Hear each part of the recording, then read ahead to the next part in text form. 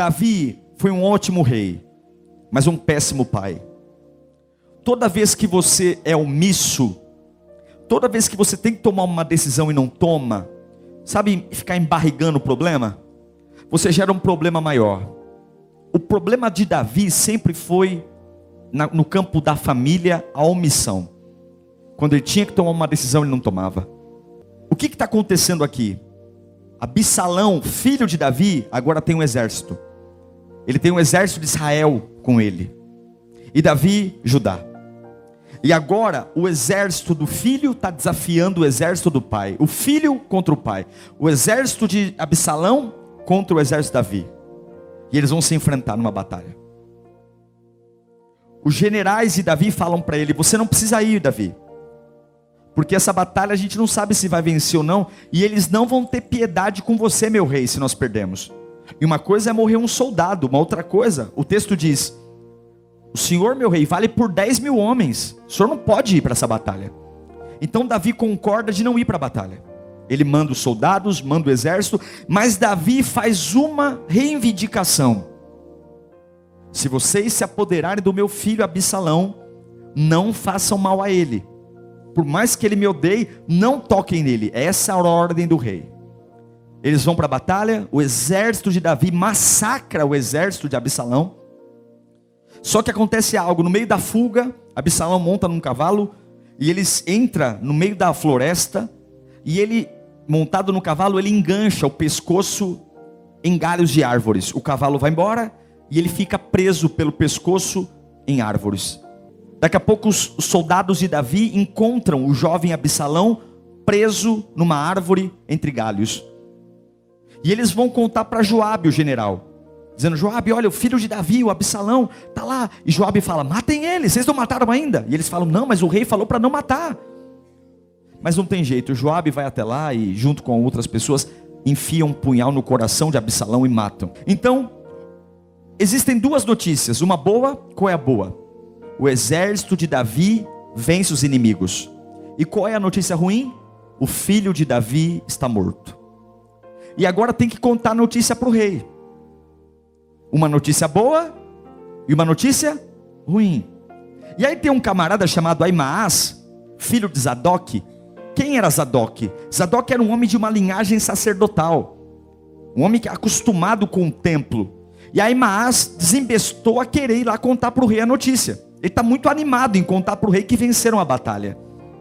E Joabe diz para ele: mas por que você está tão animado em contar a notícia para o rei? Você não vai receber recompensa nenhuma, porque a notícia não é boa. Mas eu quero ir. Ele fala: não. Ele chama um etíope, um africano, e fala: ó, é escravo, corre lá e conta a notícia para o rei. Fala tudo o que você sabe. O etíope vai, mas Aimaas fica no pé de Joabe: deixa eu ir. Mas por que? Deixa eu ir. Não importa o que vai acontecer comigo, deixa eu ir. E o que acontece? Joabe fala para Aimaas: tá bom, vai. O etíope vai correndo, só que o etíope, ele vai pelas montanhas. Aimaas estava com tanta pressa de chegar rápido, que ele vai pelos lugares baixos. A Bíblia diz que ele vai pelas planícies.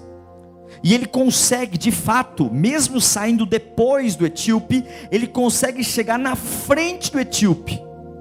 E o rei está lá olhando, dizendo: ó, notícia boa, o homem está vindo sozinho. E de repente Aimaas entra na presença do rei, e o rei olha para ele. E aí, quais são as novas? Ele fala: ah, meu senhor, vencemos a batalha, todos os teus inimigos estão derrotados. Talvez seja só isso que Aimaas queria falar, né? E aí Davi pergunta: e o meu filho? Você tem notícias do meu filho Absalão?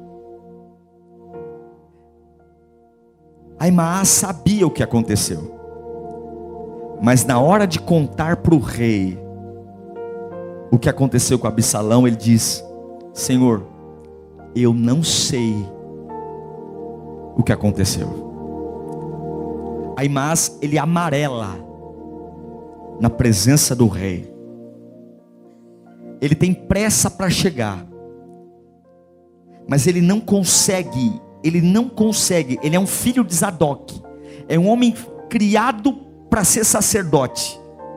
Ele não consegue simplesmente falar a verdade.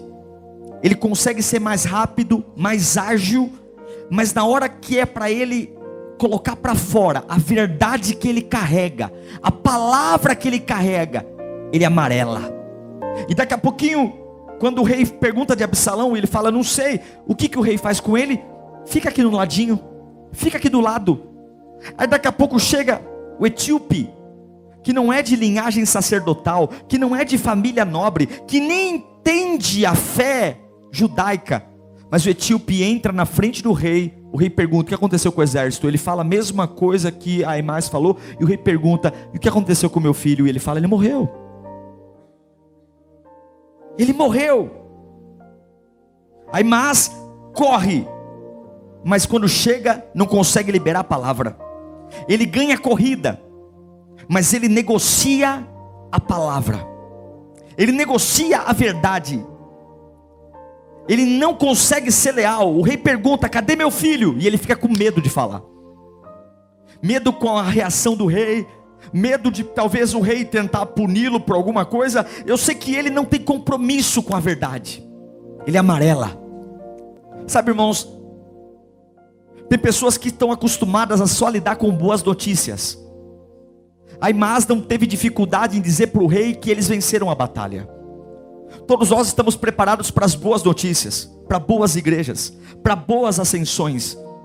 Mas quando é para nós liberarmos as palavras que carregamos em momentos de angústia, mesmo que essas palavras de verdade nos façam perder o controle, nós temos medo de nos posicionar, e nós amarelamos diante de áreas que nós perdemos o controle. Igrejas tentando ter medo de perder membros, e para isso deixando de pregar a palavra. Pessoas tendo amizade, aguinha com açúcar, vendo pessoas se afundando, e você carrega uma verdade que pode transformar o coração de alguém, e com aquela politicagem dos infernos, de passar a mão na cabeça, entendendo, sendo que o teu princípio, a tua Bíblia fala que aquilo não dá para entender não, tem que combater, mas para manter a aparência, a gente começa a não dizer a verdade que carrega na alma. Aimás foi criado para ser um porta-voz da verdade, mas ele amarela com medo de falar, amarela com medo de ser confrontado, porque Davi tinha dito que era para poupar a vida do filho, e ele sabia que não pouparam.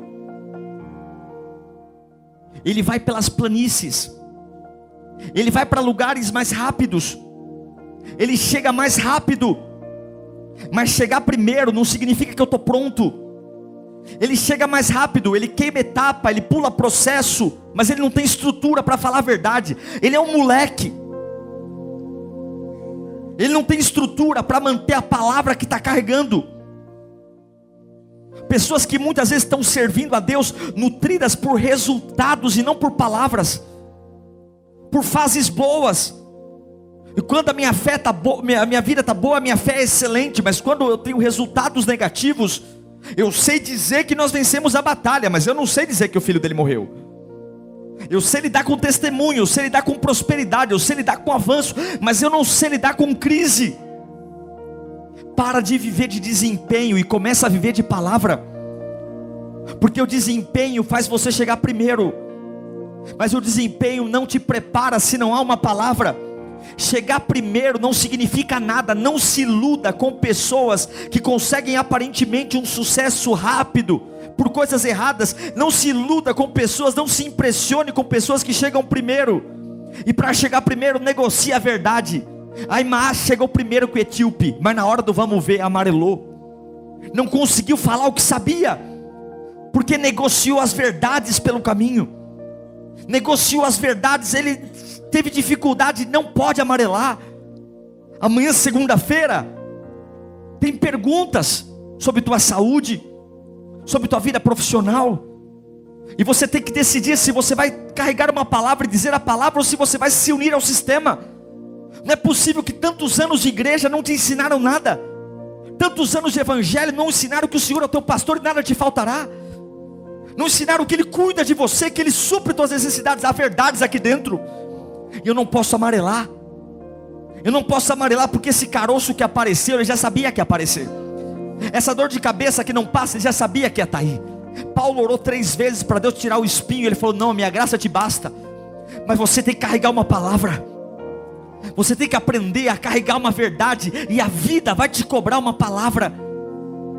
E no meio da luta, ao invés de dizer: não sei se vou vencer, não sei se vou suportar, não sei se vou passar, você não pode ser frouxo e amarelar. Você tem que dizer que eu vou vencer sim, eu vou superar sim. Eu não sei de onde vai vir, eu não sei como vai ser. Um dia o povo vai parar num deserto. Olhe para mim. Eles vão parar num deserto por culpa deles. Eles vão para uma batalha e não fazem cálculos. Acaba a água. E agora está todo mundo com sede. É tarde demais para avançar e tarde demais para voltar. Vão morrer de sede. E vão buscar Eliseu. E Eliseu fala assim: ó, Deus vai dar água, mas vocês não vão ver nuvens. Vocês não vão ter uma brisa. Vocês não vão ter sinal de onde vai vir a água. Ele vai dar a água. Tem momentos, irmãos queridos, que a única coisa que vai restar para você é uma palavra. Tem momentos que Deus vai dizer: eu vou sustentar você. E não vai ter uma brisa sequer, não vai ter um alívio, não vai ter um sinal, não vai ter um telefonema, não vai ter um WhatsApp, não vai ter uma maciota, não vai ter ninguém do lado reafirmando o que ele disse. Só vai ter a palavra, você e a palavra. A única coisa que Aimás tinha era a palavra. A única coisa que Aimás tinha era uma informação. Mas a hora que a vida cobrou dele uma informação, ele se negou a dizer o que sabia. Você não pode omitir a palavra que você tem carregado. Você sabe que o Deus que você está buscando é vivo.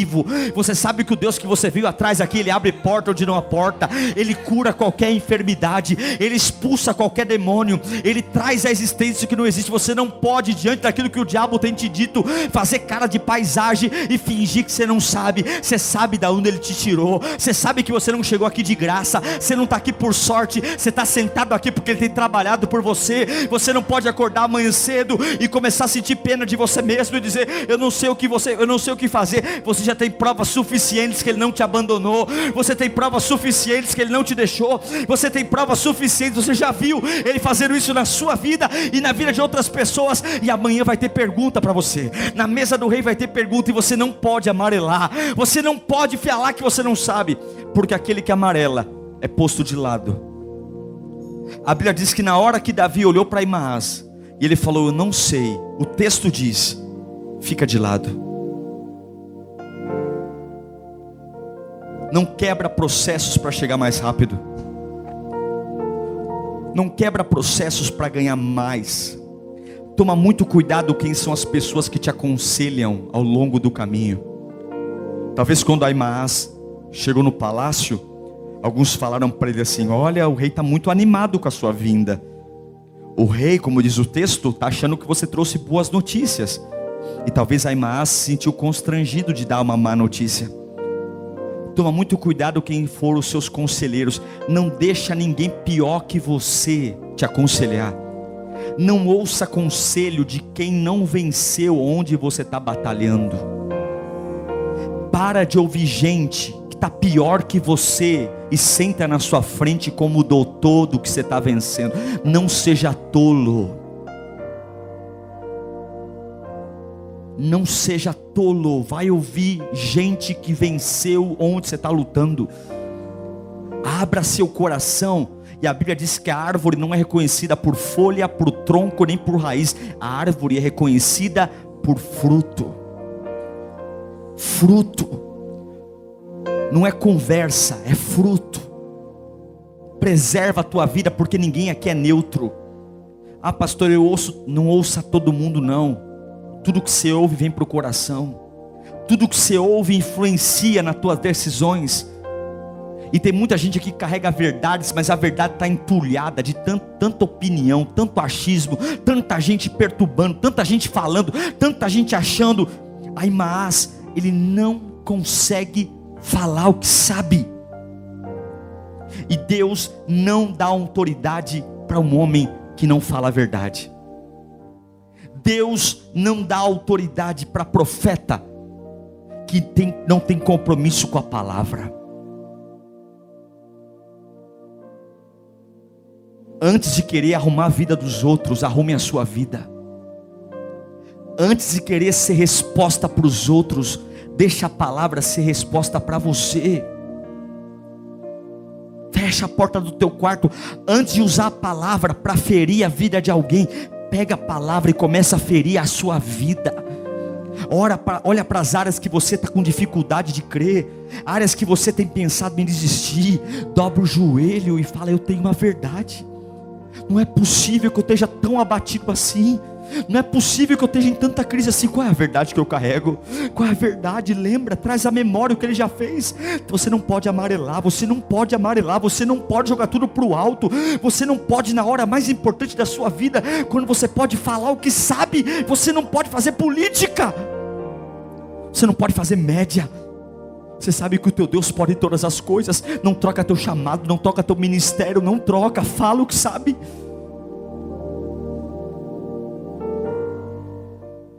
A Bíblia tem que ser para você e não para o outro. Tem pessoas que só encontram solução para a vida dos outros e não encontram solução para suas vidas. Gente que é uma fortaleza para os outros e quando chega em casa não tem resposta para si mesmo. Tem conselho para todo mundo e não consegue ter remédio para si próprio.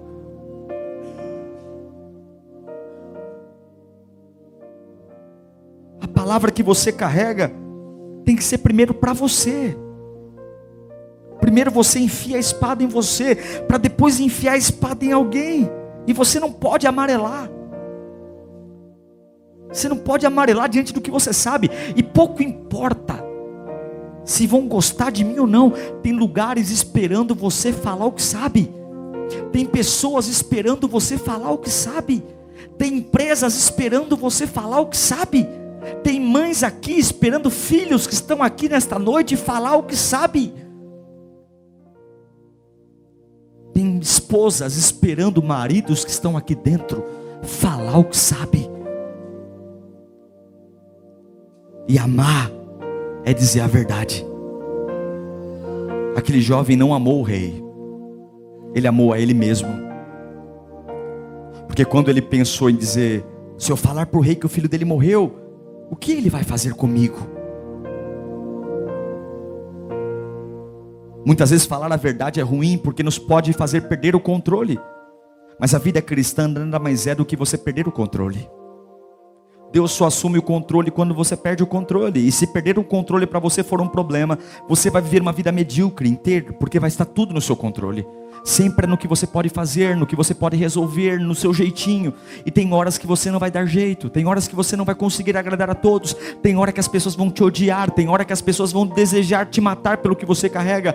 E aí você vai ter que fazer uma escolha. Por isso que as crises ou te empurram para Deus ou para longe de Deus. Alguns na crise renascem, outros na crise morrem. Alguns na crise têm uma fé fortalecida, outros na crise simplesmente desviam. Alguns na crise recebem dons, talentos e são forjados como fogo. E alguns na crise se enterram em depressões, angústias. Você sempre vai ter uma escolha. Em Deuteronômio diz: eis que coloquei à sua frente a bênção e a maldição, a vida e a morte, portanto escolham o que vocês querem. Você carrega uma verdade, você não é inocente, você sabe que Deus entregou a vida por você, você sabe que o túmulo está vazio e hoje Ele está à destra de Deus Pai, você sabe que Ele já te deu provas que Ele não vai te abandonar, Ele já te deu provas infinitas que está com você, Ele já provou que sustenta a sua vida, mesmo que você não perceba, mesmo que você não saiba o que Ele está fazendo, você sabe que alguma coisa Ele está fazendo. E você não pode amarelar. Você não pode amarelar quando o diabo apontar o dedo no teu nariz e falar: o teu Deus não te ama. Você não pode amarelar diante das dificuldades. Você não pode amarelar quando você entregou 45 currículos e não recebeu um telefonema sequer. Você não pode amarelar. Você não pode amarelar quando o médico falar para você que o remédio já era e agora ele vai dar para você farinha, qualquer coisa, porque não dá jeito. Você não pode amarelar porque o teu Deus está além da medicina e Ele não depende do que vão fazer. Você não pode amarelar quando as tuas finanças acabarem e começarem a chegar os boletos e os urubus começarem a rodear e dizendo para você: desiste do sonho, desiste de tudo, porque a matemática, e você vai dizer que o teu Deus está além da matemática, porque Ele não precisa das contas dos homens, Ele traz a existência o que não existe. Você não pode amarelar, porque você carrega uma verdade. Ele não é o Deus dos outros, Ele não é o Deus da Lírio, Ele não é o Deus dos americanos, Ele não é o Deus dos brasileiros, Ele é o Deus do Diego Menin, Ele é o seu Deus. Eu não sirvo o Deus de todos, eu sirvo o meu Deus.